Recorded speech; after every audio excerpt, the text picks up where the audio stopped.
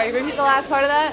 Do you think she's highly underestimated going into Saturday night? Yeah, she's absolutely underestimating me. Like I said, I know the talk has gone back and forth between us, but don't get it wrong. Like, I still train to go a hard 10 rounds Saturday night. I should respect her enough to have trained extremely hard for Alycia Baumgardner. And she does a lot of things well. And I only look at what she does well when I'm in the gym and we're preparing strategy for this fight. She doesn't seem to do that. She wants to underestimate everything that I do, skill-wise, power-wise, my resume, which to me is just delusional because you can't argue my resume, you can't argue what I've accomplished. But if she wants to look past that, that's just going to be her downfall. Obviously this week you take part in what is history for women, all fight card at the O2, looking like it's doing really well ticket-wise. Just on a personal level, growing up through the amateur game, I actually met a lady called Andrea who said she worked with you a lot in the amateur setup, an Irish lady. She said how much this means to you.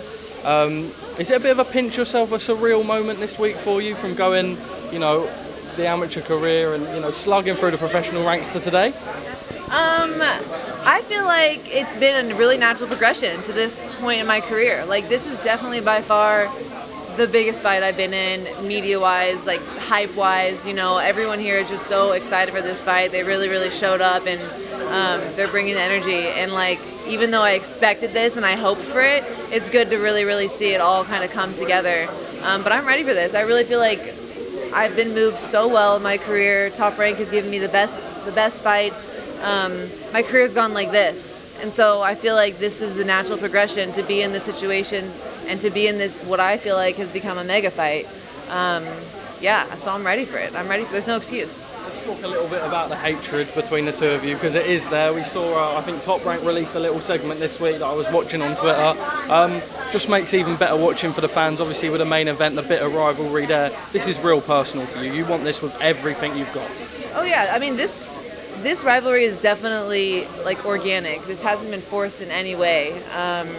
I think that she's taking it a little bit personal, the fact that I called her out, but that's what champions do. Champions want to fight the best, and that's what I'm about. I'm about fighting the best, challenging myself, and putting on big fights for the fans. And so she didn't like that, and I don't know.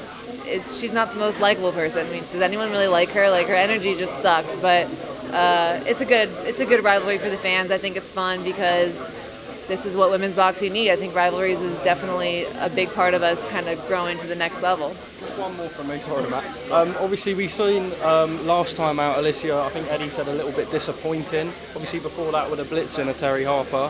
She said last time out that she wanted to box a little bit more, whereas the time before that was a bit more gung-ho. You've obviously spoke about the knockouts that she's had, but questioning maybe the opposition a little bit. Is there a little bit of a gamble on your side as to how you think that she's going to come in on Saturday night, whether she's going to come in and try and offload on you, close the distance, or maybe box a little bit herself like she did in her last fight perhaps?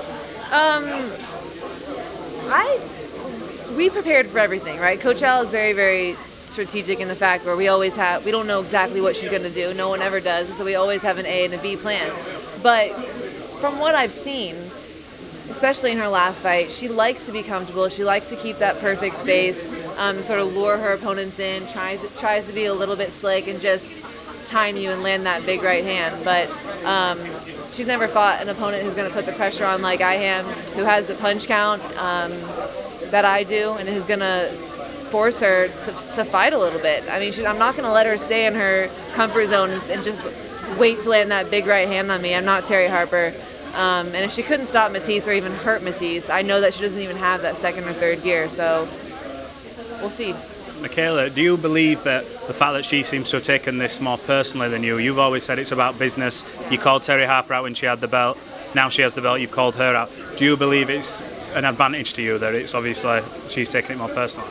She's definitely taking it personally. Her emotions are everywhere. I think there's something about her that I guess she needs to look like the big scary bad wolf. I don't know if that hypes her up, boosts her ego. But everything I've said is facts. You know, I don't do low blows. I don't talk about the way she looks or her body, like the way she does to me, things that don't matter when you get into that ring. I just keep it factual. She may not like what I said, but all I've talked about is our experience, our records, our opponents, what we've accomplished. and that's it. She's the one getting all upset every second I see her. She's just upset.